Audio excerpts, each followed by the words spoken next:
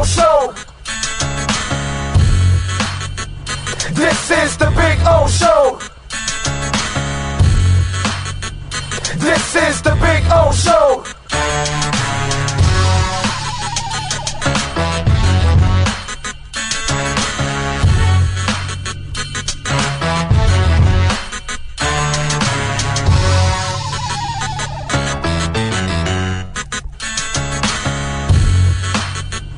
This is the Big O Show.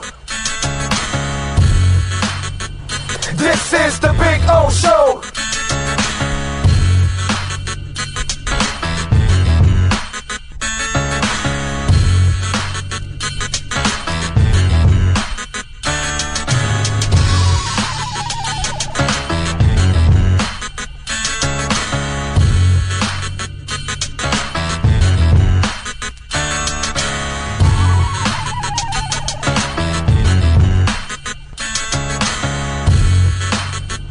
This is the Big O Show. This is the Big O Show. This is the Big O Show. This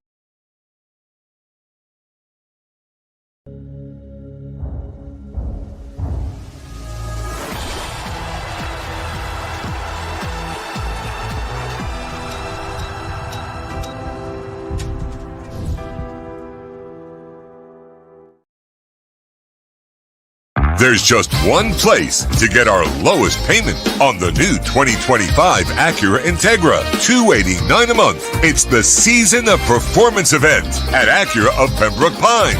#1 in the USA.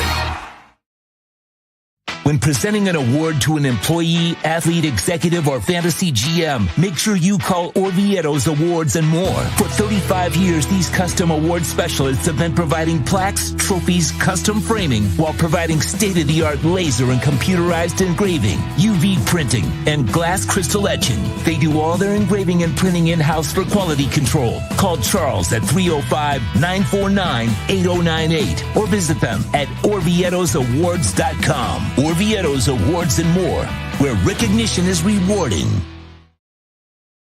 For over 16 years, EJDconstruction.com has provided South Florida residents quality craftsmanship, accurate project management, and exceptional service. That's why EJDconstruction.com is an A-rated member of Angie's List and the Better Business Bureau. When you're looking for the right custom home builder for additions or home remodeling, please call my friend Eric at 305-433-4843. That's 305-433-4843 for EJDconstruction.com.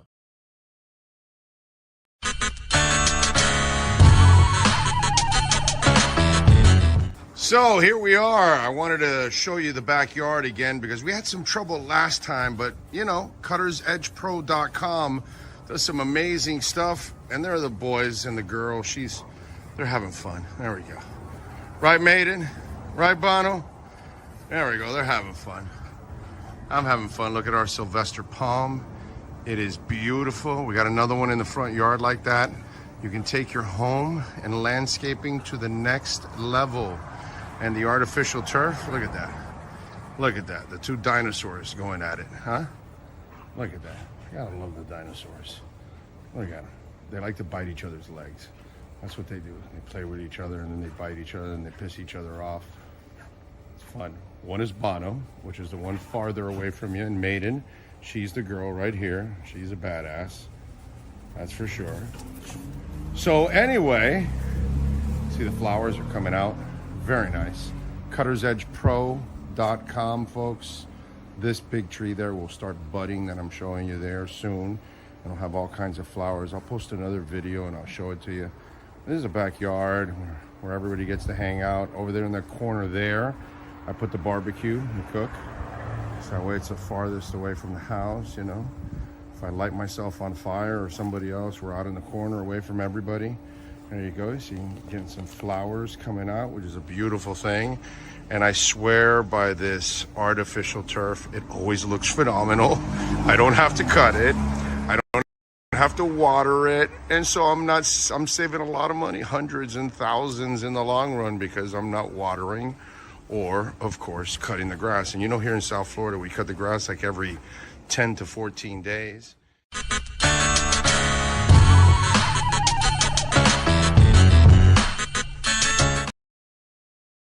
The lost city of Atlantis reveals its secrets at Toyota of Hollywood. Get legendary deals on over 2,000 Toyotas, like a 2024 Corolla, not $24,000, $20,988. Unlock the wonders of 0% financing for 5 full years, 0 down. Rediscover Atlantis at Toyota of Hollywood on 441 between Hollywood Boulevard and Sheridan Street. Open till midnight.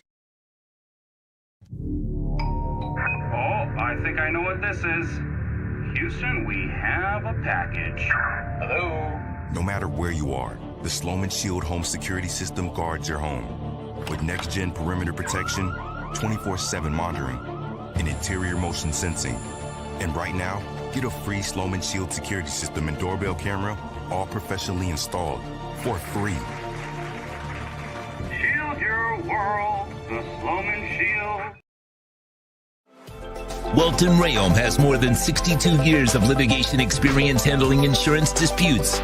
They're committed to resolving even the toughest insurance claims quickly. Call them for a free consultation. 954-966-4646. At Welton Rayom, they don't get paid unless you win. Property damage claims to your home, business, or condo as a result of a hurricane. Welton Rayom can help. Water, mold, fire, smoke damage, Welton Rayom can help. Call 954-966-4646. After 40 years, the Big Cheese Miami is still producing great Italian food. They started in 1984. Since then, they've been winning awards while being voted the best inexpensive Italian restaurant in Miami. Visit them for great food, amazing service. Witness the decades of Cane's memories. The walls are like a Miami Hurricanes Hall of Fame. The Big Cheese delivers anything on its menu or party platter menu to your home, office, or even a park for a picnic. Located at 8080 Southwest 67th Avenue, Miami. Call 305-662-6855. TheBigCheeseMiami.com, where they serve large portions at family prices.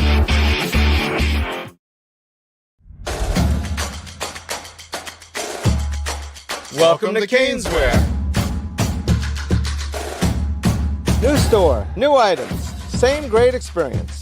Family owned and operated since 2010, Caneswear has the latest merchandise from the Miami Hurricanes, Miami Dolphins, Florida Panthers, Inter Miami CF, and more. Come visit us at our store in Davie on University Drive, just south of 595, or online at caneswear.com. Caneswear, the spot Miami fans shop. If you're looking to take your home or business to the next level, then RM Contractors and Custom Drywall can assist you. RM specializes in new residential turnkey, new commercial turnkey, home and office remodeling. Call them for free estimates. Serving all of South Florida, licensed and insured. Call Ray or Mike, 305-345-3649. You work hard to create the perfect atmosphere. You dream it, we'll build it. RM Contractors and Custom Drywall, 305-345-3649. or Instagram at RMC Fisher Island. There's just one place to get our lowest payment on the new 2024 Acura ZDX, $299 a month. It's the Season of Performance event at Acura of Pembroke Pines, #1 in the USA. The viewpoint statements or beliefs expressed on the following program by the host, guests, or callers are not necessarily the opinions of FantasyXS.com, Media Group Inc. ownership, management, sponsors, or website. When it comes to South Florida sports teams, very few in the media have witnessed, lived, and covered it like the Big O. Let's start the program dedicated to your favorite South Florida teams with a passion that's unmatched. The Big O Radio Show is on. Here's the Big O. All righty, welcome aboard.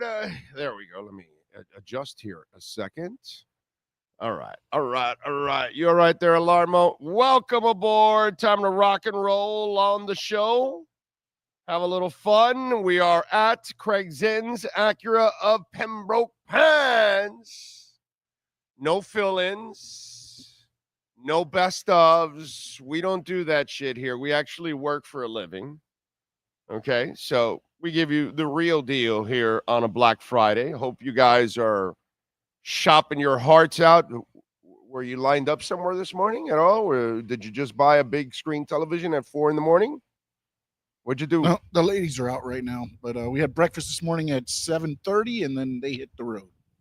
Okay, they hit the road. That's dangerous. They hit the road. Oh, God. It's more of a tradition thing. They all go out. They don't really. I'm lucky. With a lot, but I'm lucky. My wife hates that shit, so she doesn't go. It's turned into more of a hangout session than anything else now, because Black Friday is nothing what it used to be. No.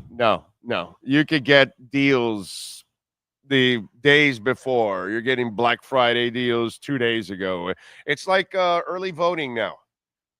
When you get on the day of voting, it's really not that packed anymore because everybody's been voting for a couple of weeks now. Same thing here. You've been shopping Black Friday deals the last couple of days. So by the time you get to Black Friday, and, that's kind of. Now you got Cyber Monday and Right. everything else. It's just, why? I mean, it's Right. more of just a hangout time now for them. Right, exactly. There you go. All right, that's good. At least you've got that going on, because if they're out there spending, ooh, doggy, that could get mafugly, as they say. Not as mafugly as last night. And I got to tell you, I'm only dealing with last night a little better, only because I expected it. If it wasn't that I didn't expect it, it also helps that Bitcoin is back up to 98,425 right now. So it's trying to mess with 100,000. But you know how it is with Bitcoin, right? It hits that, it messes with it a couple times, and then it springs through, and so all that. So I don't know if this is going to be the one where it busts through 100. We'll see. That's about that's I can only count on two teams: the Panthers and Bitcoin. That's the only two teams I can count on. I can only count on one team in South Florida. That's it. And that's the Panthers. And then my other team is Bitcoin. We are all Satoshi.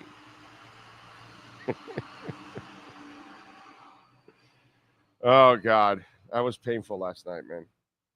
That was really, really painful. That was one of those where you just say to yourself, what the hell is going on? And then you say to yourself, wait a minute, this is what's been going on for a long, long time. Well, why should we be surprised? And then we kind of act surprised when it continues to happen, which that doesn't make any sense, right? How is it that we're supposed to act surprised about all of this? Right? We can't. None of us can be surprised about how the Dolphins perform. As I said last night in the postgame show, if you're old enough, how did they perform when they had a chance to go to the Super Bowl and against the Patriots? They fumbled like 4 times and choked away the game. Soft-ass team in a moment. What happens when they did get to the Super Bowl against the 49ers? They folded like a cheap tent. Soft-ass team. What happens when they got with Jimmy Johnson to... Oh, no, let's backtrack. Let's go with Dolphins against the Bills when they were dominating in the early 90s. Folded like a cheap tent. Jimmy Johnson comes around. He says, oh, I'm better than Shula. I can make the Dolphins great again. Isn't that a thing? Make it great again, right? That's a thing, right? 62-7. Folded like a cheap tent against the Broncos, what were some of the, it was the Broncos, it was the Jags, and there was another, was it the Raiders, I want to say, with Jimmy Johnson, that there was another terrible, terrible loss in the playoffs? Doesn't matter what it is, dude. I was in the locker room with my mic in Zach Thomas's face and saying, we suck. We choked. We're a bad team. We're losers. I have the soundbite still of those teams folding like a cheap tent at the end of the season in the postseason, whenever they got there. The year with Pennington that he only threw a couple of interceptions and they took care of the ball, and Wildcat. They get to the playoffs, Baltimore kicks their ass 20-3 or something like that. Are we supposed to act surprised? Are we supposed to like, oh, it's the cold, bro, it's the cold, it's big games, it's primetime moments. It's been like that for a long, long, long, long time. You know, that's how it's been here, dude. Nothing has changed. So last night was just another chapter of watching the Dolphins be the Dolphins. And it doesn't matter who the coach is, who the quarterback is, who's on defense, who's on offense. The results are all the same. The history speaks for itself. We used to be able to rely on the history. That was the prior history. When they used to win big games, when they used to go deep into the playoffs and actually have real success. That's not who they've been. They're the team that if flukishly they get to the Super Bowl like they once did, they didn't belong anywhere near the San Francisco 49ers. They looked like what they were, an upstart team that had a great offense and had nothing else, had a great passing game and had nothing else to compete. Who are we kidding ourselves?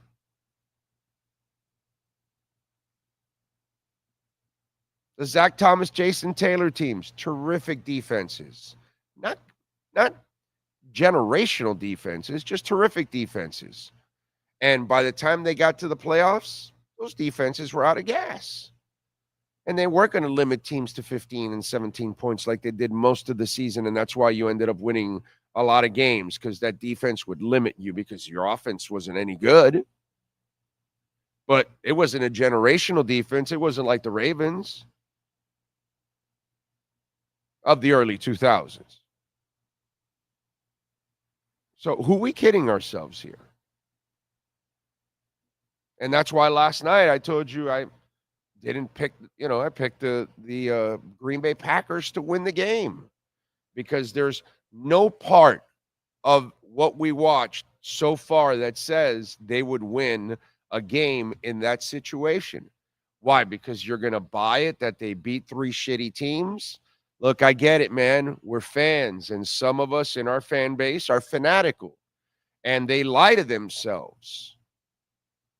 I'm not going to sit here and lie to myself of who the Dolphin franchise has been for 40-plus years. I've watched them choke in every big moment. I've watched them be soft in every big moment. I have watched them just fold in most every nationally televised big moment. This is who they are. What I witnessed last night is what I always witness with this team. Every single time. It does not reflect anything of a Nick Bonacani and Kuchenberg and Zonka and, toughness. Okay? Toughness. Because that's all you think of when you think of Larry Little. Toughness. Jim Langer, toughness. Doesn't matter if I'm talking about the O-line, I'm talking about the D-line. It does not matter which side of the ball I'm talking about. Talking about Jake Scott, he's going to knock your dick in your sock. Doesn't matter who I'm talking about. It's interesting how you view different eras. Those of us that lived it. And we don't view that ever for the Dolphins in the last 35 years plus. We don't look at them as tough. Are there some tough players? Sure, of course we know Tim Bowens is tough. We know Brian Cox is tough. Yeah, you've had individuals, and you have them on the team now. Isn't Calais Campbell a tough dude? Okay, so now he's just a part of a bunch of chokers. That's all. It's not his fault. I mean, Jalen Ramsey, is he soft or something? I think last time I checked, he's got a Super Bowl ring, right? It's what I told you last night. The guys, the team here, it's the organization. It's the leader. Mike McDaniel soft. He carries himself in a soft fashion. And this is what he gets. But these players will leave and go be part of a real franchise that's tough, and they'll be viewed. Chris Brooks was running all over you yesterday. He was a choker last year, part of a soft organization. And last night, he's part of a tougher organization. Same player. It's just the guy above him, the people that set the tone. And Mike McDaniel is, he's a participation trophy guy. This is football, dude. There's no participation trophies. This isn't, kiddie baseball. We're not playing off the tee here. We're not trying to make 5-year-olds, we're not trying to encourage 5-year-olds to learn a sport. That's why that's there. You can fail, you can encourage, you can fail, keep encouraging, loving, support. That's what you do at that level. At this level, if you don't get it done, you mother F him. And you say, sit your ass down, Julian Hill. You are worthless. You don't deserve one stinking down. Run the stadium. Run the stadium and sit your ass down. And if you make another one, you're running the stadium twice. And if you break your legs, I don't give a crap. Well, we don't have any of that here. So you can continue to be Julian Hill and be a CFU, and it's all right. It's accepted. Oh, it's all right. We're going to keep encouraging you and loving you.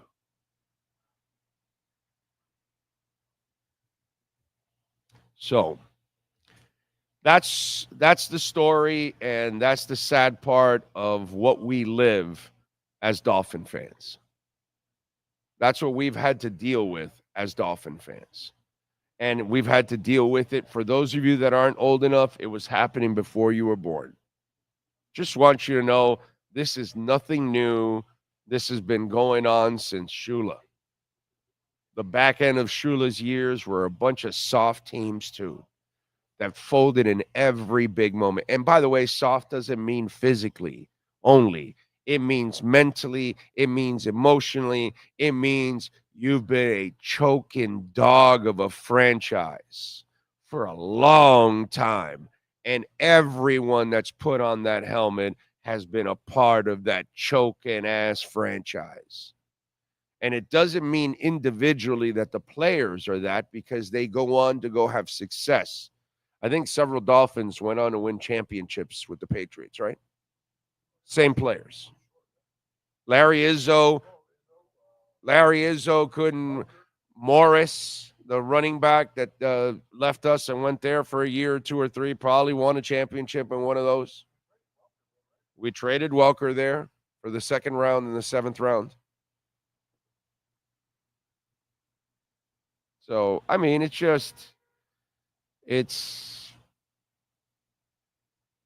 is what it is. This is who we've been, and it's sad, but it's the reality of the Miami Dolphins. And we can't do anything about it. That's the worst part about it. We can't do a damn thing about it because it's what they've been forever. I'm having trouble bringing up the damn YouTube page. Don't know why. Can't even see your chat board or anything like that. I have no idea. I don't know why. The internet here is not it's not grasping it. It's not grasping the internet. So I don't know what's going on.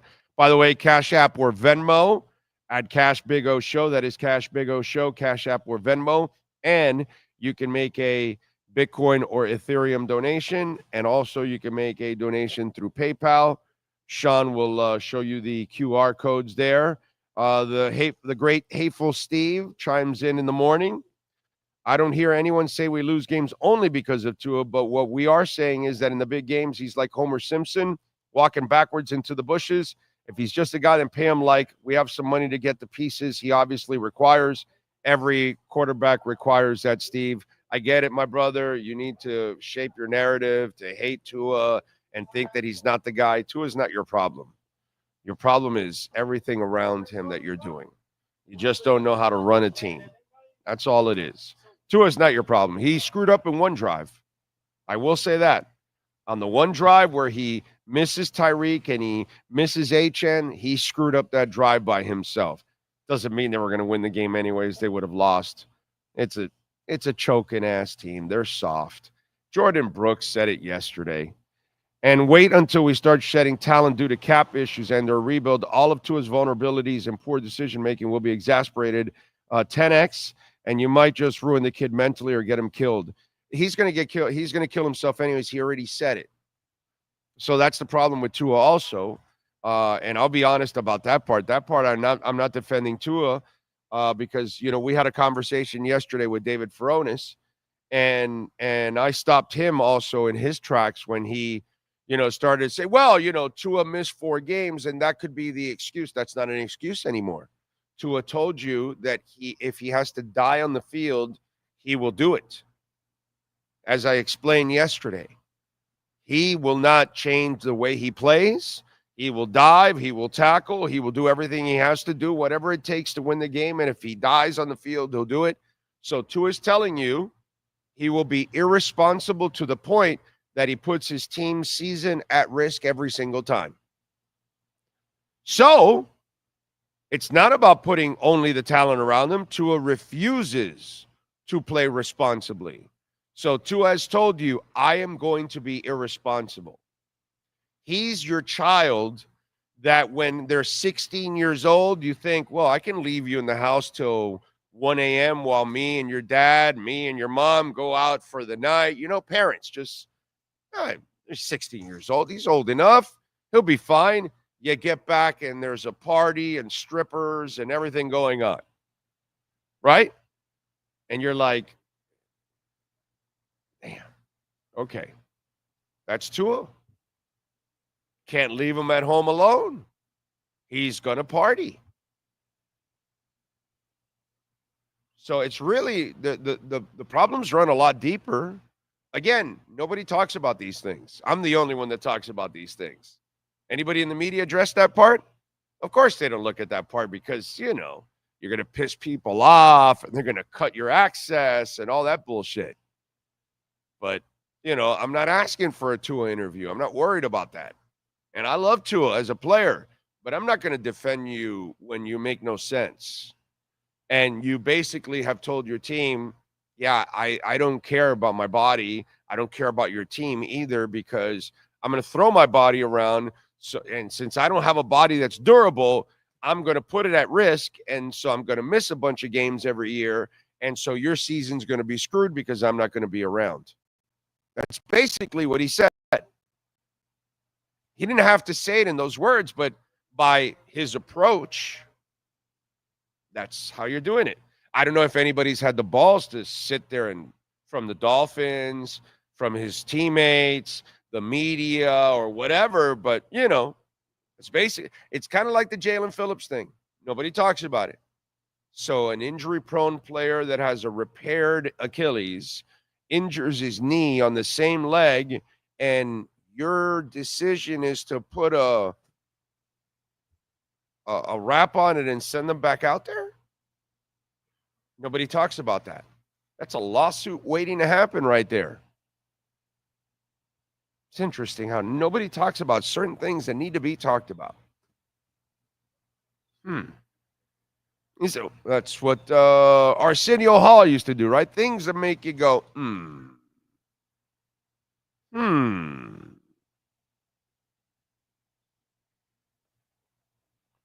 So the problems run much deeper. Tua can play ball. These people don't know how to build around him to win like you're supposed to win. He's fine, but you just don't do things right around him, so you're going to put him at risk. And then, to add insult to injury, he refuses to take care of himself, so he's going to put himself at risk. Like he did last week when he took a stupid sack for no reason. Last night, there was one sack that he should have.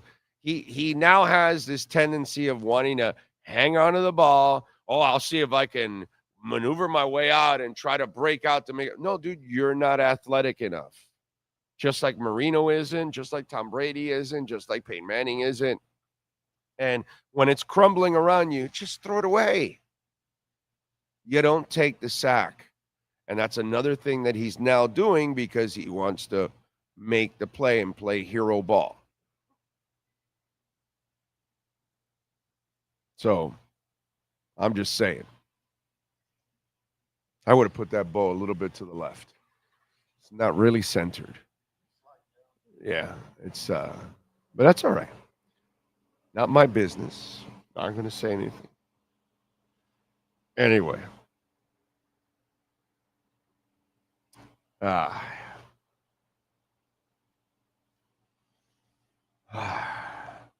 Oh, by the way, I still can't. You know what? Let me see if I can pull it up on the phone, I guess. Yeah, I can pull it up on the phone since I can't pull it up here. Robert Booz, I have as number 1. Thank you, sir. And I see a whole bunch of stuff. Orlando, you were talking about tough guys. Greer doesn't. Again, it's not. Those players are fine. I don't think it's the. You didn't listen to me, bro. You're like not very smart.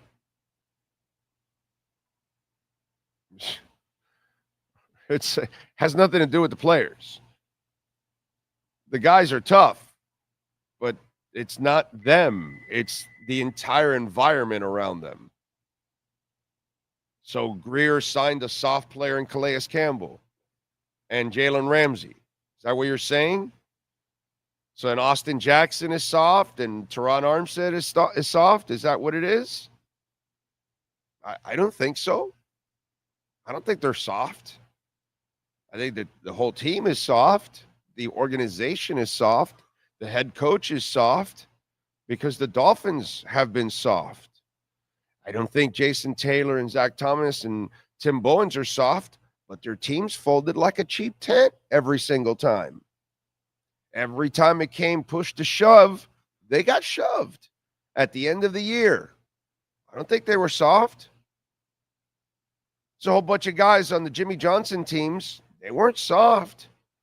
But every time you got to the postseason, whenever you got there, you got your asses handed to you. 62-7. I don't think Marino's soft. I don't think a lot of guys on that team were soft. But 62-7, that's a soft-ass performance. The Wildcat years under Sperano and all that, I don't think that team was soft. Bunch of tough guys on that team. But the results are the results. And when you got to the playoffs, you folded like a cheap tent. 20-3 against Baltimore. They bent you over, and they were more physical than you, and they spanked your ass offensively and defensively. Chris Brooks, so is that Chris Greer or McKenzie or Allen, whatever, whoever got Brooks, we all liked him. He's on another team now. Was he soft last year, and now last night he was running over the Dolphins?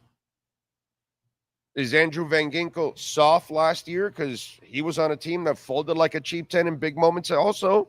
Now he's with the Minnesota Vikings, and they've got a winning record. Do you understand what's going on?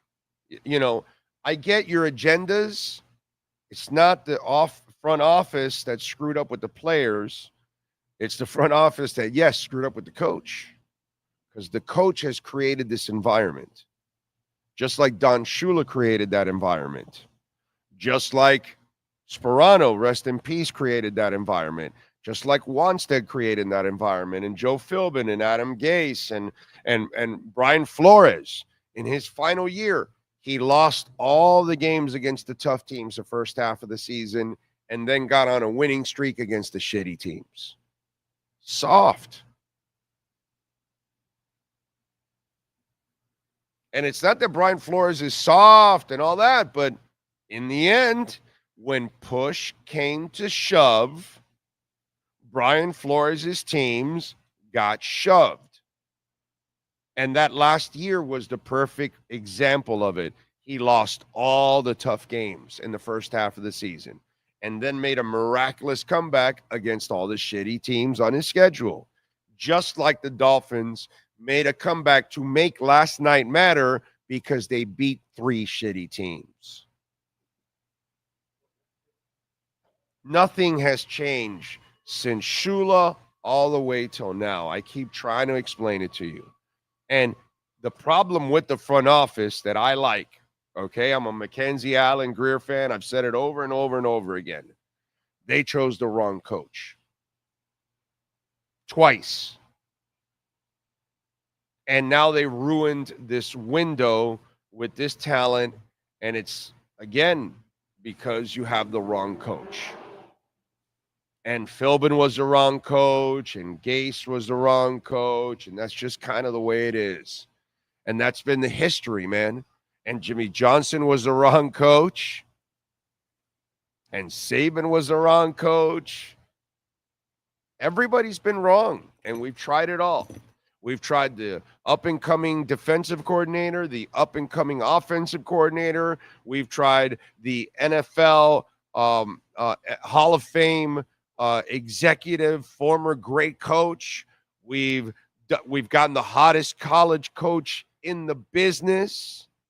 We've gotten the former world championship coach for the Cowboys and then former world championship coach of the Hurricanes. We've done it all. We've gotten every kind of coach, and it's failed miserably, dude. And all these coaches created soft teams that failed and choked, because the Dolphins have been chokers for nearly 40 years, dude. From the end of the Marino era all the way till now, they've been nothing but stinking chokers in every big moment of every big game, and that's the reality. Soft chokers, whatever the hell you want to call them. They never come through. And in the end, whether it's Marino, whether it's Fiedler, whether it's Tua, we're always talking misery at the end. Misery. And like I mentioned last night, Marino's my favorite player of all time. It's not his fault. But his biggest moments are all tragic. He went to the Super Bowl and got thoroughly embarrassed because his team had no business being on the field with the Niners. When his teams would play the Bills would thoroughly embarrass them constantly because they had no business being on the field with those Bills teams. Then Jimmy comes around and he goes to play the Jags in his final game and loses 62-7. So I don't know, if you don't know what choking is, you're not a Dolphins fan, because we've been choking forever. This is nothing new.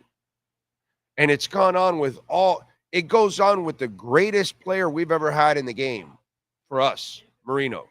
Maybe the greatest passer. And yet, all he has in big moments is choke city. It's not his fault. But that's because the franchise he was a part of was a soft, choking-ass franchise every single time. And that's it. And that's why you never accomplish anything. From the Marino era till now, stats, individuals do some things, but collectively, garbage. Collectively, every time you're in a big moment, you're an embarrassment. So whether you want to call it an embarrassment, choking, soft, oh, dude, whatever. Are we going to split hairs on the adjectives? Is that what we're doing now? Splitting hairs on adjectives. Come on, man. Enough's enough already. So let's not create some narrative that all of a sudden it just happened. This is the same thing that the Dolphins have been forever, dude. Okay? And the problem is most of you out there haven't seen it all like I have. I know most of the people in the organization certainly haven't because they come and go. They're not there since they were young like me. They're not nearly 60 and have watched it all. No, dude, they come and go and they'll be fired and they'll move on and they'll get another job in another city and they'll become a part of another organization. Not you and I. We're left with everything that's, shredded. Like our hearts, like our emotions, like our wallets. Shredded. Because we're the ones that live it year in and year out. And it doesn't matter the faces. It doesn't matter the players. The results are all the same, man. Nothing ever changes. The Dolphins have been folding like a cheap tent in big moments forever. That's the reality. So don't lie to yourself. Don't try to make one era superior to the other or whatever. They all did the same thing when they got to the big moment. They shit their pants. Because that's what the Dolphins are. And that's what they've been since Marino till now. They shit their pants in every big moment. They rarely win. It's so few and far between that they have success in those moments in the last 40 years that you can remember them. And in the end, they don't mean shit because you weren't building anything.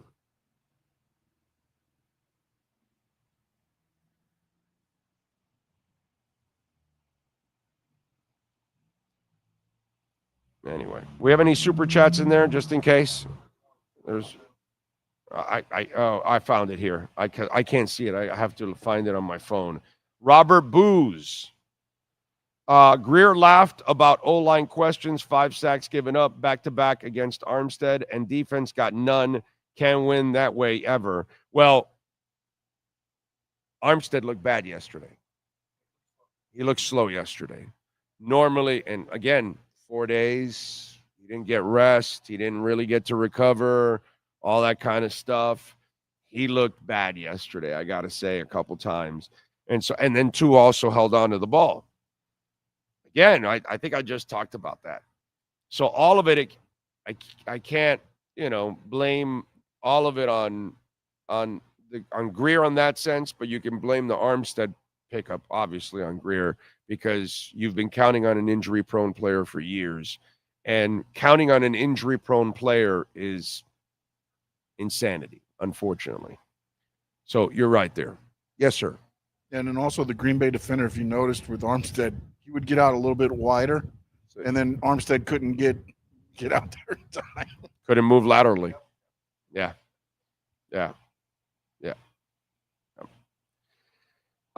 Tua needs everything perfect to win. Hey, so did Marino. That's why he didn't win it all, bro. What did Marino win? I'm sorry, I must have missed it. What did Fiedler win? Had a great defense with him. What did he win? What are we going to get crazy because we went to the Super Bowl once on a flukish way? Well, what happened when you had a chance to go back to the Super Bowl against the Patriots? Marino needs a perfect team too, right? He didn't have a running game or a defense. That's why he lost 62-7. I'm gonna turn all this stuff on you guys by using Marino. because Marino's better than Tua, and he couldn't get it done either. In the end, the stats don't mean shit if you don't have a championship, dude. If you didn't give me a lot of success in the playoffs, and I don't blame ever Marino.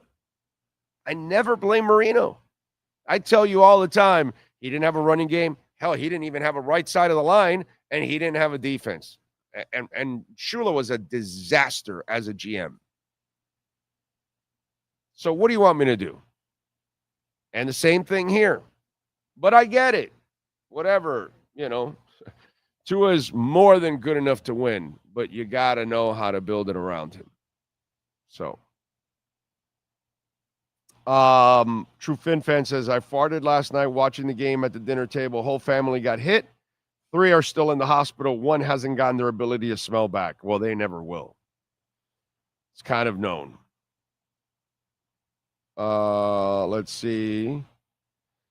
St. Michael, Greer loves drafting, signing injury-prone players. It rarely works. I can't disagree that with the injury-prone player stuff, it is something that is not something I can defend, unfortunately. And you counted on an old guy that is injury-prone, and last night he looked old, slow, and injury-prone. You can tell that playing off of 4 days affected Armstead big time. Let's see. Big O, that means nothing. Give Marino the type of talent the tour has, and I bet Marino has 2 or 3 Super Bowls. No, not really, because you're still folding like a cheap tent. You can't run the ball. If you can't run the ball, you can't win. It's just the facts. Look at Mahomes. As great as he is, no shot to win last year without that defense. Without that D, lost completely. But you got to have a team.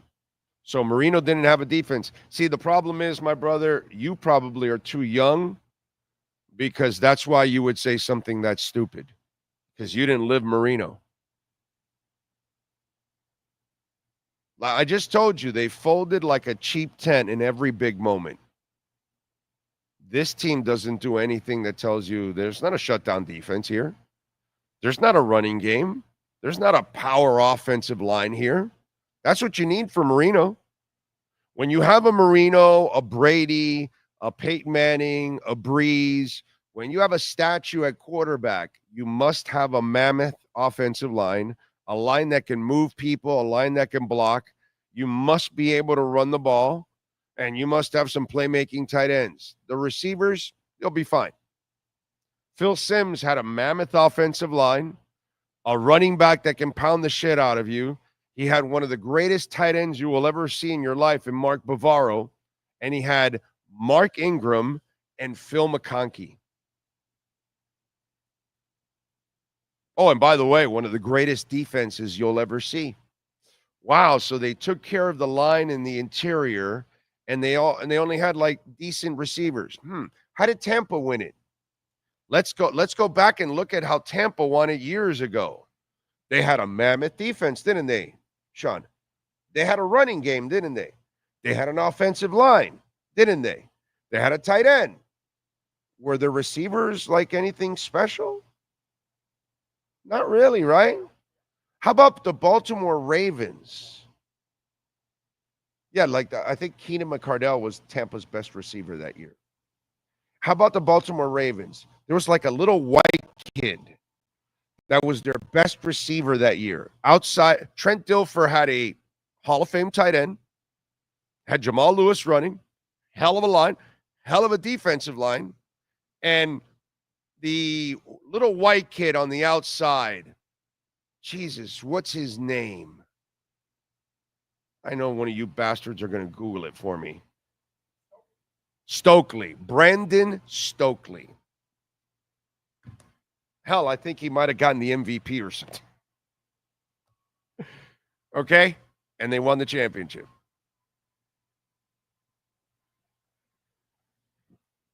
It's about football is it's really not you're not really rewriting the entire script or anything going on. Yes, sir. No, it was Trent Dilfer, 12 of 25, 153, 1 touchdown. And they won the Super Bowl. That was a Super Bowl win. And two in his dreams is 100 times better than Trent Dilfer. But you got to build teams the right way. Mahomes didn't have an offensive line. He got killed one year. They went and built up the offensive line. He came back and won it. Last year, without the defense, Mahomes loses. Defense carried him all the way to the Super Bowl. As great as Mahomes is, did Marino ever have a defense to help carry him? No, not at all.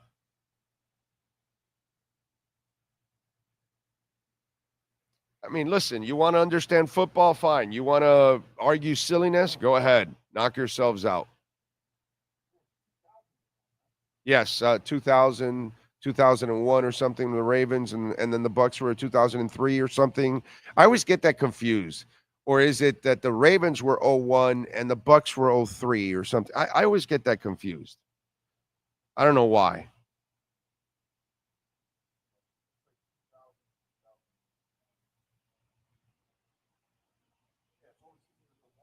What was that?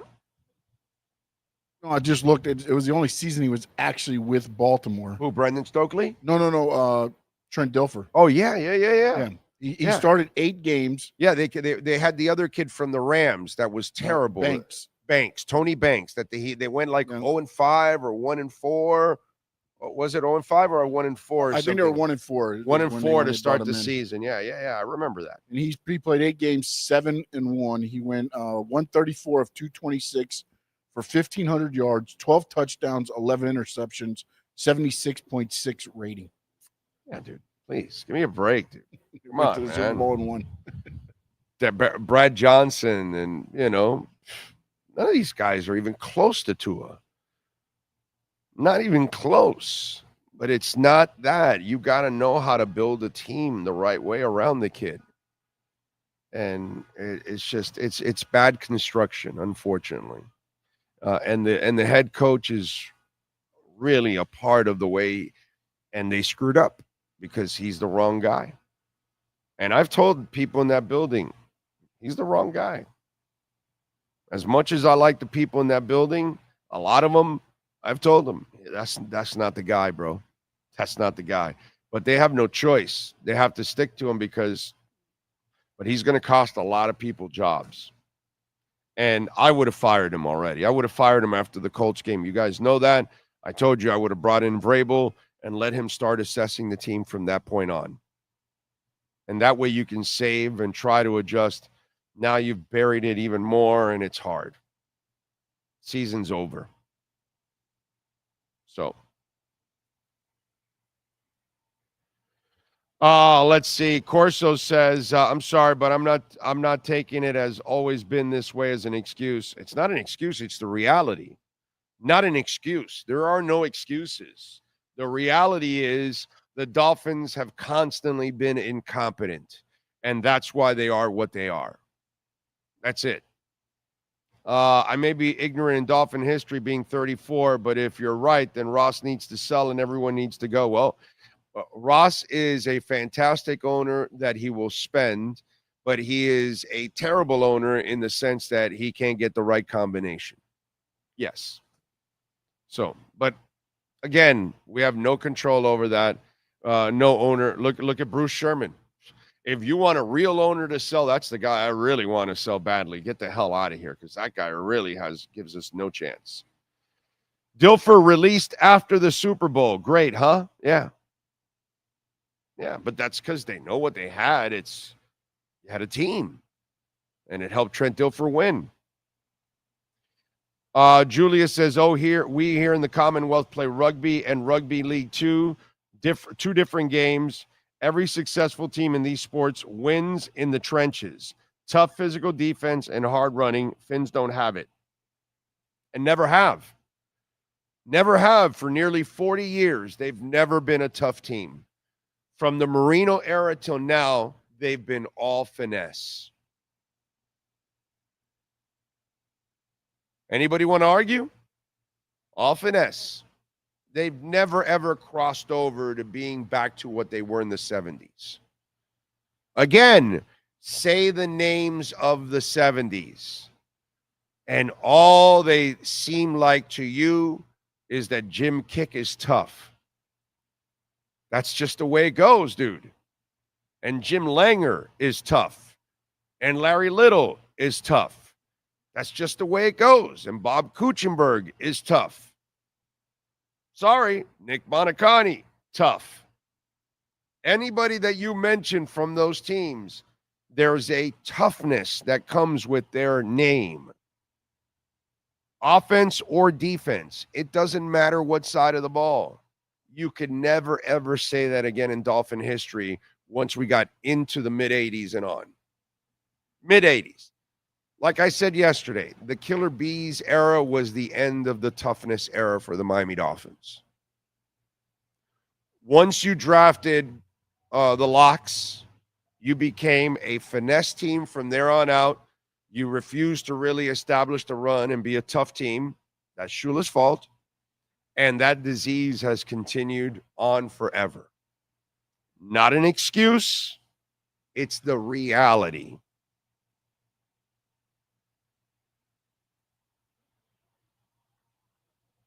So, Jamie Zorrilla says, Big O McDaniel is faithful to his players' friends to a fault. Jeff Wilson Jr. instead of Brooks. More expensive versus cheaper. Hardly used last year versus running hard last year. Not a coach, but a friend. I don't know. Somebody wanted to keep Chris Brooks over Jeff Wilson. Somebody wanted Tucker Kraft at tight end for the Dolphins. Not exactly sure who that was. Maybe you can signal that person who it is. Tucker Kraft looking kind of tough for you? It's kind of why I wanted him. Because he was a lunch pail guy, bro. He was going to bring toughness. I think they said yesterday he's one of the leading tight ends in the NFL for yards after catch. Right? Oh, yeah, he's definitely Jordan Love's security blanket. I mean, you watch games leading up and watching Green Bay on TV. Tucker Kraft is a big part of Jordan Love. I don't know. Somebody used to talk about Tucker Kraft all the time on the show, right? I don't know who that was. No idea. Zero clue. Who could have been talking about Tucker Kraft? Who said they loved Tucker Kraft all the time? I don't know. I don't know those things. I thought I heard somebody say it.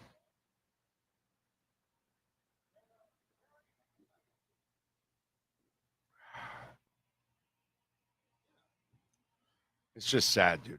It's sad that we have to go through this on a consistent basis with different players and coaches and front office and owners, and nothing changes, dude. 3 owners and nothing's changed. So many coaches and nothing's changed. So many coordinators, nothing changes. So many players, nothing changes. Nothing. The results are all the same. Just a truly screwed up situation for us here in Dolphin Land. And it's just something that I can't explain either. You know? It's just lived it, watched it. And you look at it and go, okay, well then how are we supposed to expect the light at the end of the tunnel? When are we going to see that light? And if you're Stephen Ross, you're sitting there, why would you bring back Mike McDaniel? I'm a season ticket holder. There's no way I would renew. And by the way, from what I was told, didn't they raise your season ticket prices significantly this year? This past season. Are they doing it again for next year? Because it's funny, they're not even close to being a Super Bowl team. They're not even close to being a playoff contender. Because they're soft. They're chokers. They haven't changed in 40 years. That's who they've been. They choke in big moments. It's kind of interesting how that works out. How do you bring that guy back? That part I don't understand whatsoever. How you would bring a guy like that back. Because if there's something that McDaniel has proven, he's not the guy.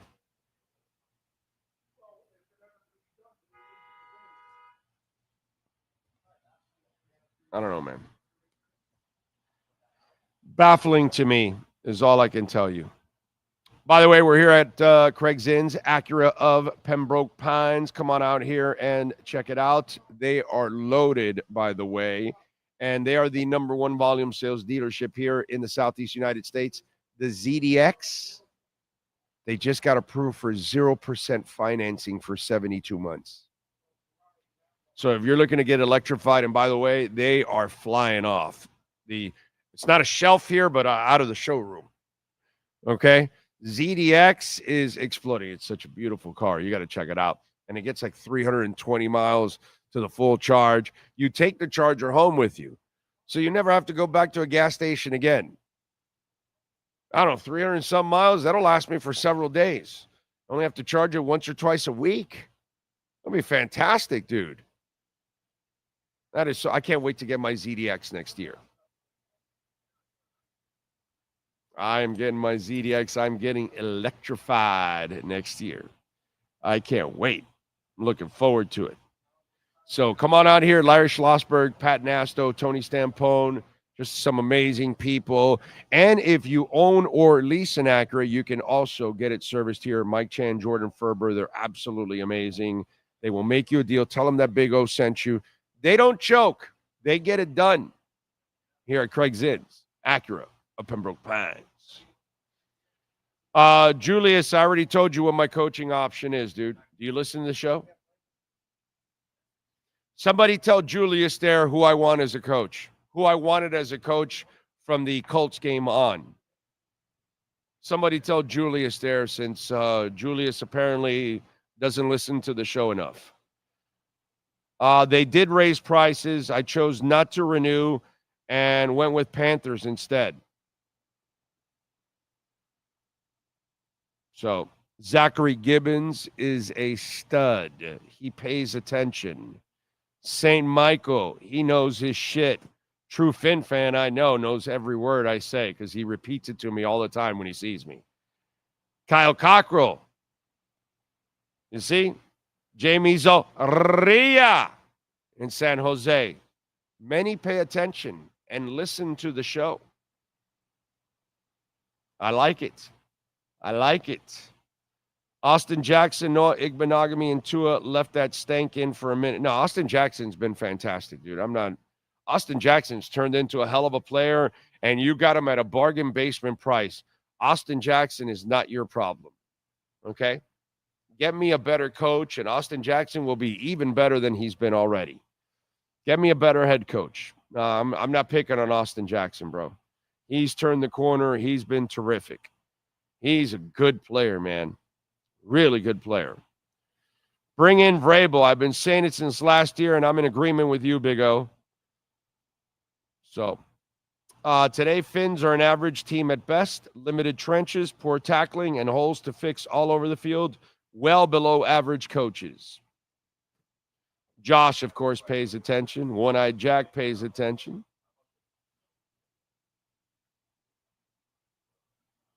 True Fin fan did fart. He put some of his family members in the hospital, Alex. I don't know if you found out about that, but yep. It's in the news also. Yep. I saw Mrs. Morejon. She was reporting it for, what is it, channel 7 or 10 or whatever. Joseph Ojo was there too reporting. And he had the top button unbuttoned. Lately, Joseph Ojo on Channel 7 has been taking risks with his polos. Okay, because normally when you see Ojo reporting for Channel 7, he would have his polos and they'd always be buttoned to the top. You know? If you've seen Ojo, he's got the guns, right? He's in shape, good-looking kid, delivers the news. He's out there reporting with conviction, right? Smooth. But always the polos. But lately, he's letting loose a little bit, Ojo. He's got the top button unbuttoned. Look out, Ojo is on the loose. The juice is on the loose.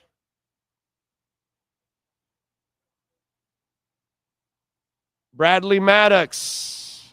I'll have to watch the film tomorrow. Oh, God. Let's see. I think True Fin Fan's house even exploded from it. Yes. I think lots of houses in True Fin Fan's neighborhood exploded. Not just his.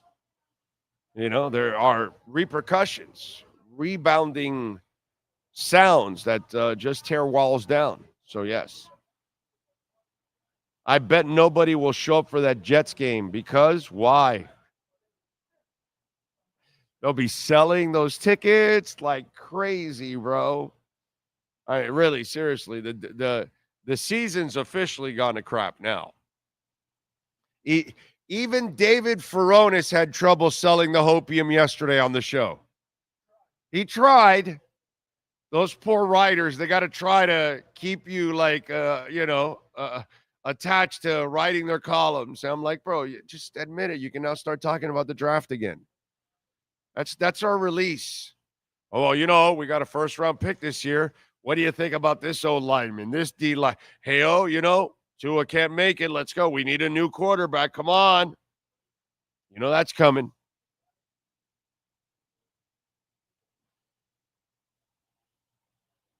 Vrabel took the Tannehill to the AFC Championship.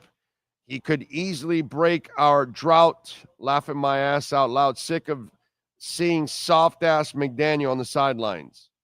Anybody going to argue with Tristan P? You can't argue with a man when he is right. Tristan P. Bring in it. By the way, the Big Cheese, all the party platters, they are right now a hit. So call my friends. They will take care of you, Billy, Gary, all the great people out there. 305-662-6855. Tell them that Big O sent you. If you're looking for a holiday party platter, that becomes big this time of year because maybe you want to set up your employees, your kids, whatever it is, your groups, whatever, and you want to get some food, they will deliver, or you can pick it up. Holiday party platters, anything on the menu can become a party platter, from the lasagna to the baked ziti to the fettuccine alfredos, the sauteed chicken that is, the shrimp pasta, you name it. You can make it a party platter. And, of course, go to BigCheeseMiami.com so you can find out more. Hour number 2, and Manny Navaro is next. Oh, great. You have a doorbell camera. Now you have a front row seat to your house getting robbed. They're breaking into my house! Ooh, there goes the TV. I'm sure it'll turn up at the pawn shop. No, not the TV! Just because you can see them, that doesn't mean you can stop them. With Slogans, you get 24-hour monitoring, a free home security system, and professional installation. Plus, free doorbell camera, one that'll actually work for you. Get out of my house! Get out of the house! Call 1-800-ALARM-ME. There's just one place to get our lowest payment on the new 2025 Acura RDX, $399 a month. It's the Season of Performance event at Acura of Pembroke Pines, #1 in the USA. The viewpoint, statements, or beliefs expressed on the following program by the host, guests, or callers are not necessarily the opinions of FantasyXS.com, Media Group Inc. ownership, management, sponsors, or website. If you're a Miami sports fan, there's only one store to go to, and that's Canes Wear at Miami Fanwear in Davie. They're your one-stop shop for all your Inter Miami CF, Canes, Dolphins, Panthers, and Marlins merchandise. They have hats, t-shirts, game day jerseys, and so much more. Located at 2655 South University Drive in Davie, and open 24/7 online at caneswear.com or intermiamiwear.com. Call them at 954-835-5597. Canes Wear, the spot where Inter Miami and all Miami sports fans shop. Time for Canes fans to get what they want. Information, insight, and perspective. It's the Canes Wear Miami Hurricanes Report with Manny Navaro. Exclusively on the Big O Radio Show. Here's Big O and insider Manny Navaro. All right, there he is. We are locked and loaded and ready to go. All right, Manny, pressure's on you, my brother. Why? Bitcoin now has come up to 98,000. So we're trying to mess with 100,000 again. This always happens with it, whether it's the 25 zone, which was tough for us. I think it was like the 40 zone was also tough. The 50 zone was tough. The 70, like 80 zone was like brutal. We kind of hit the 73, 77 a whole bunch of times and then finally got through to 80. Now the 100, we've kind of, flirted with it twice. This is the third time now. So this happens sometimes. So we'll see if in this conversation you can make it happen and get to 100,000 here. So we'll see. It's at 90. What I can do for you. It's 97,990 that it started with you right now. So let's just, mark it down. And last night I saw you tweeted it out. And you're watching the same thing that we're watching. And, I was thinking about this, bro. It doesn't matter if it's Marino taking on the Niners, and then you go, oh, shit, we don't belong anywhere near the Niners. Oh, wait a minute, it's the early 90s. All right, we're pretty good. Oh, wait a minute, we don't belong anywhere near the field with the Bills. Oh, wait a minute, hold on. Jimmy's going to bring us back. There we go, 62-7. Think about it, the biggest stages of Marino's history are all disasters. Yep. All of them are disasters, the biggest stages. Okay? Doesn't matter if we're talking about, now we talked about Jimmy, well, and every time he went to the playoffs, it was a disaster for him too, pretty much. Wannstedt, those defenses ran out of gas by the end of the year because the offenses were just terrible. And those defenses weren't Tampa or Baltimore, right? And then we could talk about the Gases of the world or the Flows and now the McDaniels. Nothing's really changed. It's not just about being soft or being a choker or whatever. This is a team that in big moments for like the last 40 years, they just rarely ever could ever meet that big moment, dude. And it doesn't matter what faces are part of the organization. How screwed up is that? It's really frustrating, man. And to be honest with you, I mean, I kind of got sick of it when I was in my early 20s. And that's when I started playing fantasy football. And a lot of it was because I was tired of dealing with the Dolphins letting me down every single year, And it's like, it's the same formula. I tell people it's the same movie that plays over and over again, right? I mean, it's real simple. They beat the bad teams, right? They give you this feeling of, wow, they're going somewhere. Right. And then the moment they got to go play a game somewhere cold against a decent team, they're going to lose that game 9 times out of 10. Right. It's just, it's the same thing over and over and over again. And last night I tuned in. I knew they probably weren't going to win the game, but to start the way that they did, to be 24-3, it's like it totally just vaporizes any sort of excitement you have over, hey man, they've won a few in a row here. Maybe they're going to get it together. They're just never ready for the moment. Never ready for the moment. Think about this, okay? Because I know exactly where you're coming from. And this is the way I spun it to people. Think about this. The young people can't say this, but they can at least ask older people or go search the history. When you say any name of the 70s up until the very early 80s at the end of the Killer Bees, if you talk about an offensive player, Kuchenberg, Zonka, or you're going to talk about Bonacani, or whatever you're going to talk about, I don't give a shit who you're talking about. Toughness comes with the territory. If you're going to talk about Jake in the secondary, or you're going to talk about Langer at center, it's toughness. Yep. It's interesting because those teams back then were tough on defense and tough on offense. And you think about it, right at the end of the Killer Bees, because what Marino got was leftovers of the Killer Bees, and it was already mincemeat at that point.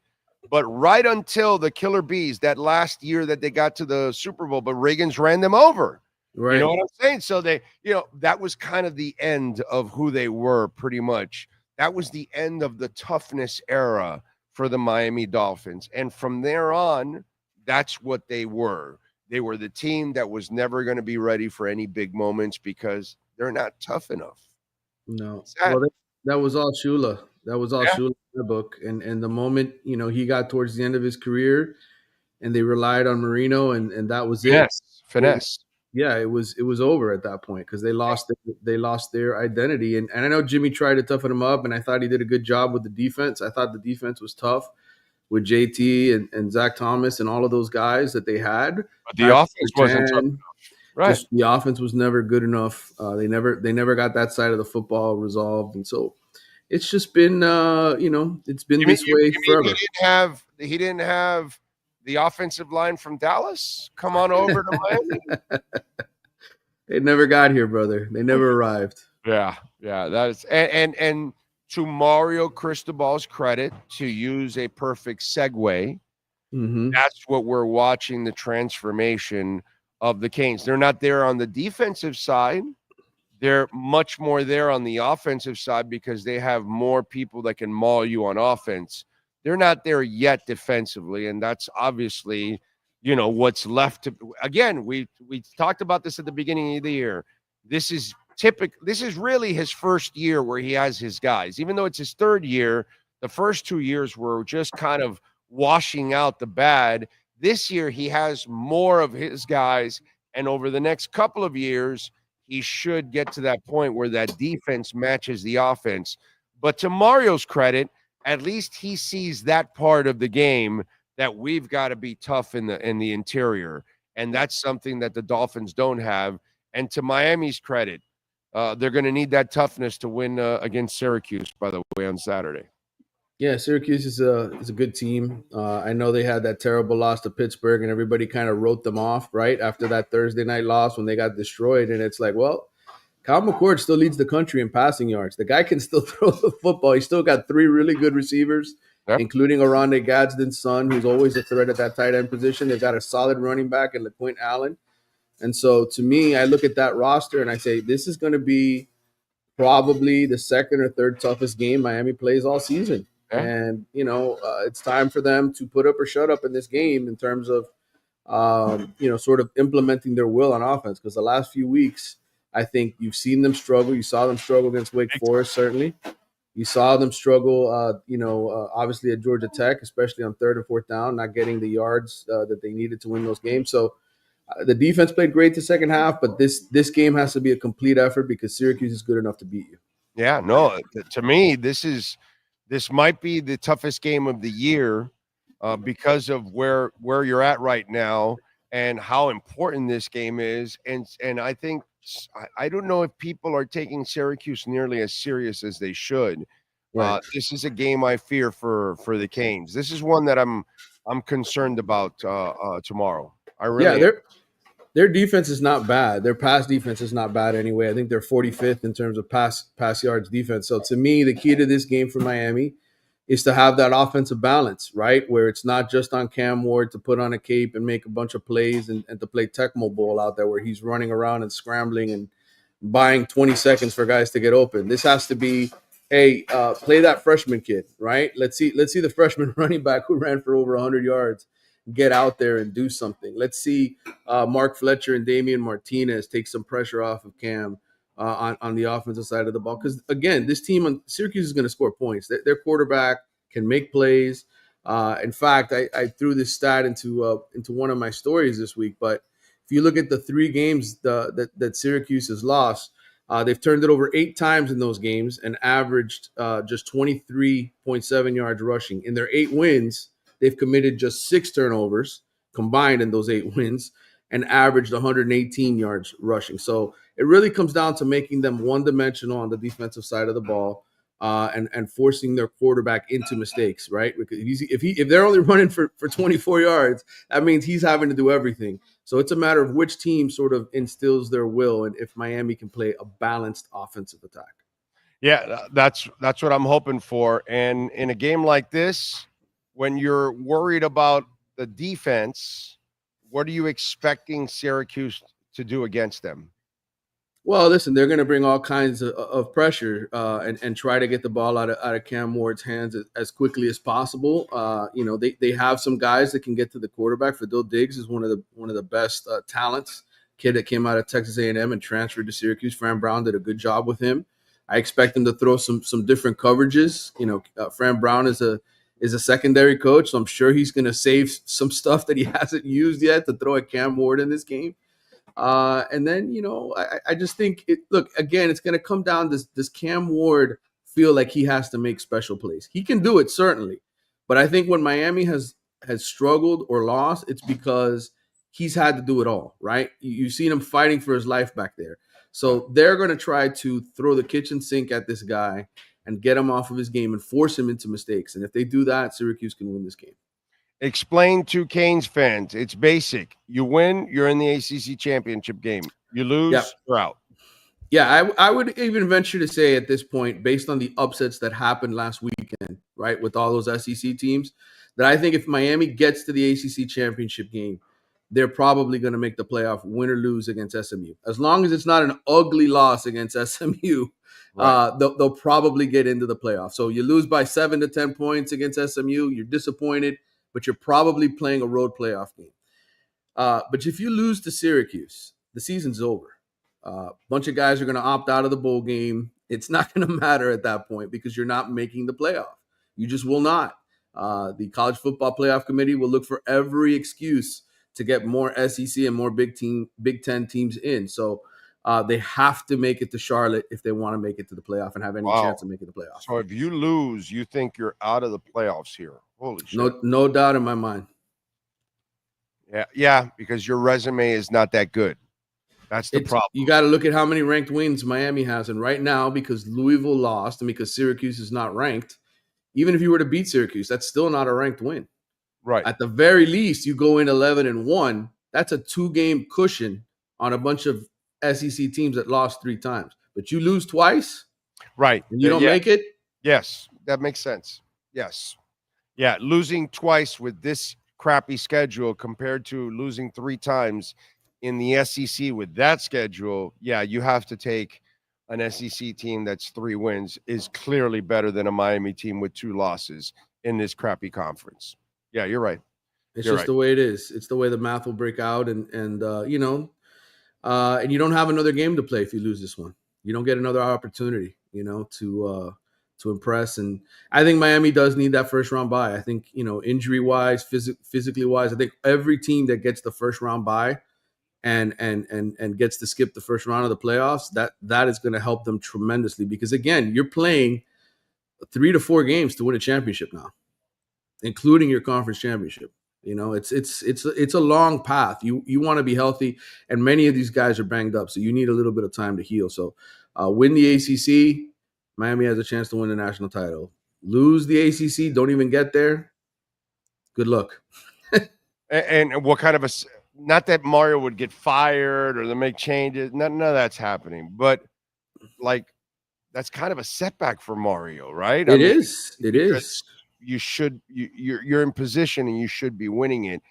You gave away what you should have won, in other words. This is your year. You have the right quarterback. You have the right schedule. You have the right conference that you're playing in. You don't have another superpower playing in your league. SMU is good, but they're not a superpower. They're not a team you sit there and say there's no way Miami can beat them. This isn't like Clemson from a few years ago with Trevor Lawrence or somebody else. This is a year where you can win the league, and to blow that opportunity at this point would look really bad on Mario. Look, they're not going to fire him. But there's a lot of people who gave money to this program to win, not to, hey, we got to 10 wins. That's not good enough. You got to win the league. You got to get to the league championship game regularly. for people to want to continue to invest in this. I can see him pissed. Like I'm sure what happened with Inter Miami and Tata. Oh yeah, I'm stepping down for personal bullshit, dude. Jorge Mas was so pissed. Estaba insoportable that he didn't want to see Tata anymore after spending all that money on all those stars and choking in the first round. So I could see some people around the UN program kind of pissed, like, yo, we're spending a lot of money and you can't even win the ACC with a crappy schedule and really nobody to challenge you. Like, yeah, that would be definitely an indictment on Mario, unfortunately, if he loses this one. All right, so what's the prediction? I got Miami winning this game, but I got them winning by a field goal. I don't have them covering the 10.5-point spread. I know that they did it last week and they made me look bad, but it was 20-14 last week in the fourth quarter with 8 minutes to go, and a lot of people were crapping the bed, like I said they would be. So they just happened to get fortunate that Wake Forest fumbled the kickoff right after they scored to make it 27-14, and it helped them cushion the final score. So this one, I have no doubt that Syracuse is going to be ready to play because look, this is a Super Bowl for Fran Brown. He's got Syracuse at 8-3. If he beats Miami, his team is going to be in the top 25, and that is going to help him out tremendously. So those guys are highly motivated to win this game and to get themselves in the top 25 poll. And don't forget Caneswear right now, man. You get ready for the game tomorrow. You can get 10% off. Use our code BIG010. And I know the Black Friday sale going on now. 50% off all Inter Miami gear. Remember, if you order over $99 online, you will get free shipping, and use our code BIG010. You can also get 10% off. Go to caneswear.com or go see them personally at 2655 South University Drive in Davie. That is our Caneswear Miami Hurricanes report. Welcome to Caneswear. New store, new items, same great experience. Family owned and operated since 2010, Caneswear has the latest merchandise from the Miami Hurricanes, Miami Dolphins, Florida Panthers, Inter Miami CF, and more. Come visit us at our store in Davie on University Drive, just south of 595, or online at caneswear.com. Caneswear, the spot Miami fans shop. We step into the world of big dreams, big moves, and big money. It's the Big Cheese Miami Recruiting and NIL Report with Manny Navaro. After 40 years, the Big Cheese remains dedicated to serving the finest Italian dinners, pizza, pasta, subs, and salads. All of their pasta is imported from Italy and cooked fresh every day. Visit BigCheeseMiami.com. Now, let's find out who's the Big Cheese the Miami Hurricanes are working on with insider Manny Navaro. All right. BigCheeseMiami.com. Check out the website. Billy and Gary, great people. They are the owners. They've been there for over 40 years now. Absolutely dominating. And the pasta is shipped straight from Italy, and it is cooked fresh daily. So go check it out. 305-662-6855 for the holiday party platters. Anything on the menu can become a holiday party platter, so you can serve your guests at the party or maybe at work, your employees. Please call them at 305-662-6855. Manny, we were talking about in the last segment about winning this game or the ramifications of losing this game. On the recruiting end, if you lose on Saturday and you don't make it to the ACC championship game and you don't make it to the playoffs, how much can that hurt recruiting? Well, certainly, I think, you put yourself in a position to lose some guys who maybe are candidates to flip late anyway, but it sends the wrong message, certainly. I think, look, for the most part nowadays, most of these kids are already locked in, right? They're already collecting paychecks to sign a document on Wednesday and be a part of the program. So I don't expect anything like shocking. Like, I don't expect Miami to all of a sudden lose 7 players. But there will be guys that drop out and decide maybe to stay home or closer to home, and that kind of thing happens all the time. But you're right. I think in the grand scheme of things, it's damaging to the big picture. It's damaging to the transfer portal. It's damaging to the 2026 class and the 2027 class, because Mario has been talking a big game about what he's going to do here and how he's going to change the program. And to not even make it to the ACC championship game after, having the kind of season Cam Ward has had would be a big, big disappointment for a lot of people who want to see this program succeed. And so I think, maybe you'd lose a couple guys, but I don't think it would be devastating. It just would be devastating long term to have to deal with that. Right, exactly. It would be part of our pain that we've been enduring for about 20 years now. We got signing day on December 4th next week. Give me the key targets that they are tracking down the stretch here. Yeah, I think the two main guys that you're looking to flip from other teams are Tarvis Alford, who's a four-star linebacker, a guy who's been committed to Ohio State for a long time. He's an in-state prospect, a guy that Miami, feels really good about in terms of their chances to flip. He's been to a bunch of games down here recently, and it seems like every year they flip somebody from Ohio State. So I think Tarvis Alford is a guy that you feel really good about if you're Miami. And then lastly is the big one, the one we've been talking about all season long, the five-star cornerback DJ Pickett, whose cousin is already here on the team and family has played here. He committed to LSU. Oregon and Miami were sort of surprised to see that happen. And now it's a matter of flipping DJ Pickett, and whether or not Miami or Oregon wins that will be the interesting storyline for the Hurricanes. But, all in all, I expect them to sign about 25 high school recruits. They've got 23 commitments right now. Could be 24 if they end up losing a guy. I know that one of their current commitments in the secondary, Timothy Merritt, could be flipping to Tennessee's an Alabama kid. But they got a lot of guys in the secondary in this class. And so ultimately it's going to come down to whether or not they can land Pickett and whether or not people say that makes the class special. All right. Bears have fired Matt Eberflus. Yeah. Not surprising considering the way he managed those last 30 seconds yesterday. Yeah. Well, anything on Mike McDaniel getting fired there? Nothing? Oh, okay. All right. Anyway. All right. So we look at Miami's recruiting class, and we look at the strength of Miami's recruiting class. So tell me what you have learned from Mario's first recruiting classes. Well, I would say this in terms of this. Let's start with the 25 class. I think the strength of this class is defense. I think they've done a really good job yet again. Last year it was defensive line. I would say this year it's secondary, which is an area that obviously needed an upgrade. Jabari Antoine, Chris Ewald, Bryce Fitzgerald, Amari Wallace, Hilton Stubbs.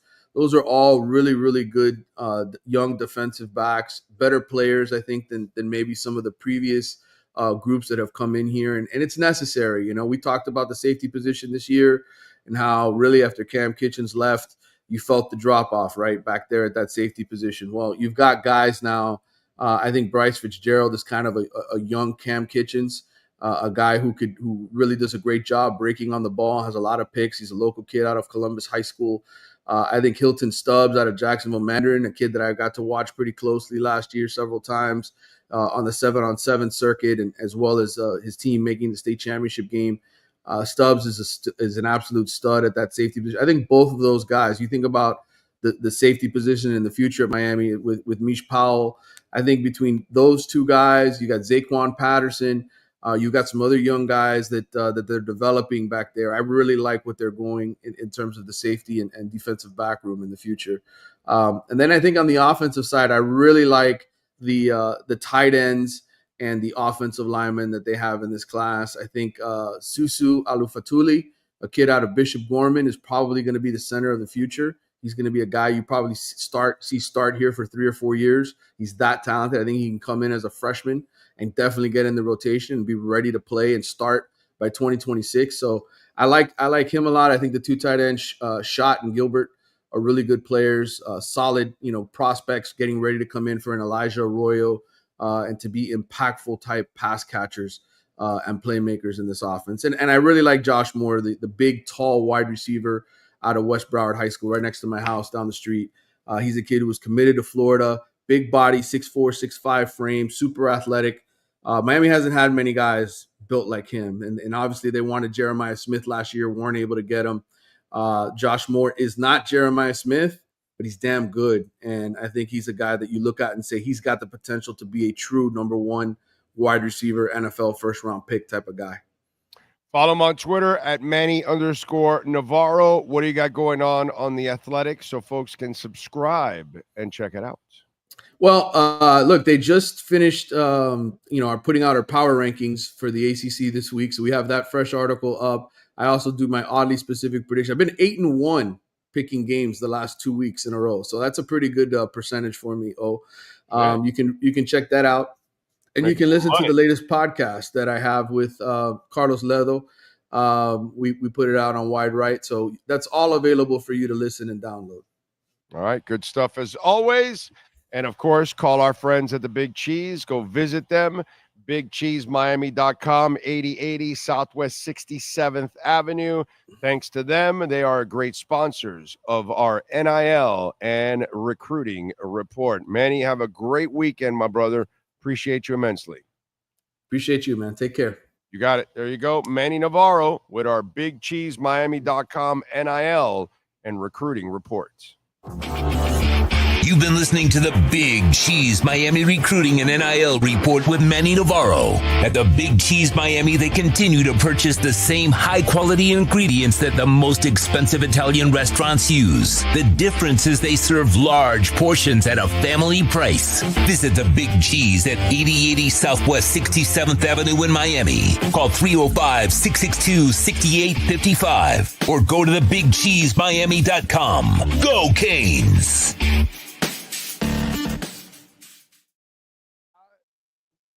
All right.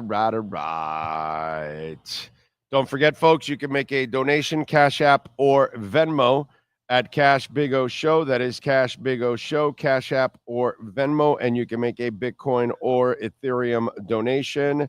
And Abel Rodriguez, thank you, sir, on Cash App. I appreciate you immensely. Thank you. As always, appreciate all of you supporting the show, and visit our amazing sponsors like Acura of Pembroke Pines and Cutter's Edge Pro, William Quigley and the great people there at Cutter's Edge Pro. Landscaping, you need a maintenance or you need to redo that home or that HOA complex or your business, please call our friends at Cutter's Edge Pro. They will get it done for you. Expect excellence. All right. Last night, Chris Perkins was on our show, and one of the subjects was Jordan Brooks. And for those of you that didn't see it, let's show you Jordan Brooks' answer when talked about his team's performance and why they lost and the damning response he had of his teammates.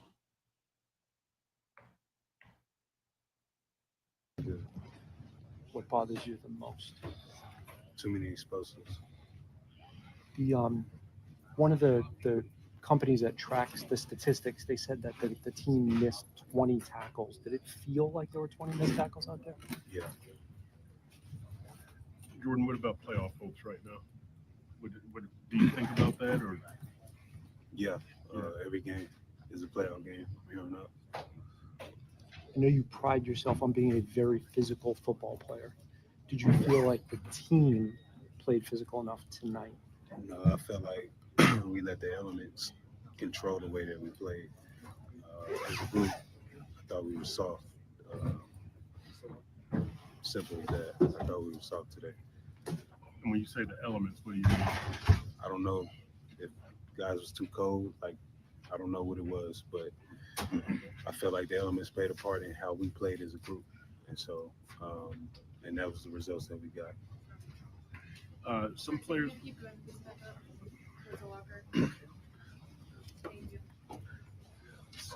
were saying they thought the first half hole was just too much to dig your way out of. Do you view it that way? Yeah, I thought we played better in the second half, but 24 points is too much to come back from. You know what I'm saying? Especially with a good team. So we did ourselves a disservice playing the way we did in the first half. I really appreciate Jordan Brooks's honesty. And that's exactly what we saw. There's no other way to look at it because it's what we've been seeing forever. But the indictment and the fact that, listen, I've been in locker rooms and I've had a mic in front of, Zach Thomas's face, and he says, we suck. We're losers. So, and unfortunately, it's brutal honesty. You don't want, the blind ass fan never wants to hear honesty, but at least Jordan Brooks is willing to say exactly what went on.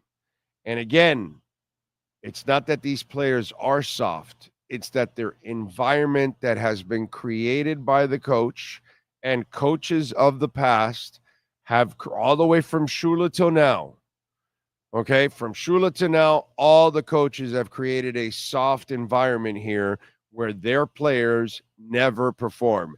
And these players come from places where they win and they leave to places where they win. So it's not specifically the players, it's the organization overall. They have chosen to be a retirement destination for players. They have chosen to be an organization that is not taken seriously. It's funny because I see a gentleman here that is purchasing a beautiful Acura right now, and he's wearing a Panthers hat. And as I explained, the Panthers were a bunch of softies. They used to get trounced all the damn time. I used to get pissed because they would kick Trocheck's ass all the time, and nobody stood up for him. And now you try to do that to the Panthers, and they put your ass right through the glass. Because the toughness factor is what made the Panthers what they are now. Because they were just like the Dolphins, but they figured it out. The owners took over. They figured out Dale Talon was past his prime. They figured out they had to bring some toughness, and they started with Gudis and all kinds of other guys, and it turned around. And the problem with the Miami Dolphins is they haven't had their Florida Panthers come to Jesus moment.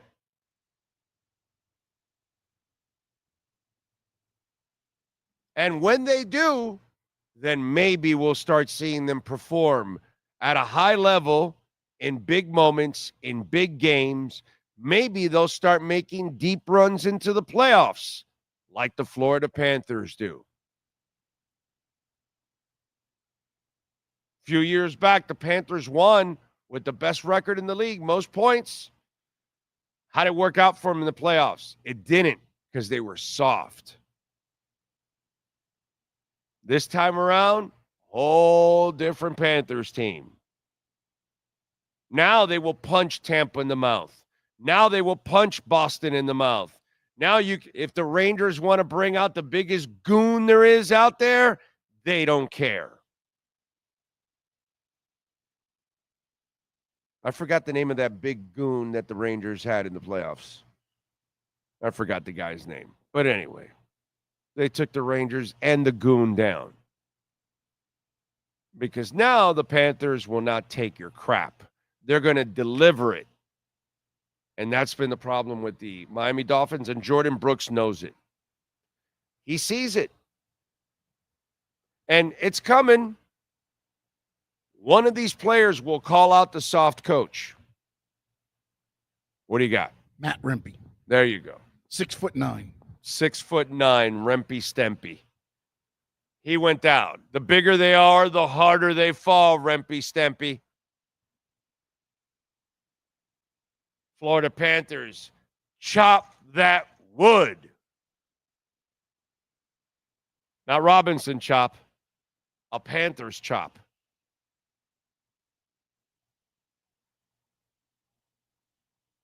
Hey, Robinson wasn't chopping yesterday. No, they figured him out. Oh, it was a good team there yesterday. Wasn't a shitty team with shitty tackles. You want to hear how great the Bears are? Oh, God. Yeah, go ahead. Matt Eberflus this morning did a State of the Chicago Bears press conference. Less than an hour later, he was fired. He was fired. Yeah. That's ownership sitting on it. And then they came in the morning and said, yeah, get this guy out of here. And that's it. That's all. But Hedera is up 13%. That's the important stuff. Okay? That's the important stuff. Bitcoin ended up going down during Manny's segment, by the way. I didn't want to, Manny's been good with us, but it went to 97.3. It's all right. Still way up. What do we got here? Let me see if I can see the super chat here. Is it toxic fart? Would the right term be the culture is soft? Yes. The Dolphins culture since Don Shula and Marino era, soft till now. Okay? Soft. Shula, Marino till now, soft. Not that Marino's soft, but the era was soft. His teams were soft. That's just kind of the way it is. Then last night, I tweeted it out. And I put out the picture of Matt LaFleur. And Matt LaFleur is asked, I'm not going to ask Sean to replay that because for sure we'll get tagged. But Matt LaFleur is asked about, assessing what's going on in the first half. And he says, physicality-wise, we're winning the fight. When you say that, that's basically like, back when I was a kid, you would tell somebody your mama wears army boots or something, like a mom joke. That's basically what that is. That was a personal insult from Matt LaFleur to Mike McDaniel. LaFleur telling McDaniel, yeah, we're kicking Mike D's ass right now. And Mike D's like in the background going, yeah. He's talking about my butt. Yeah, he's kicking my butt. McD's like throwing ice cubes at him.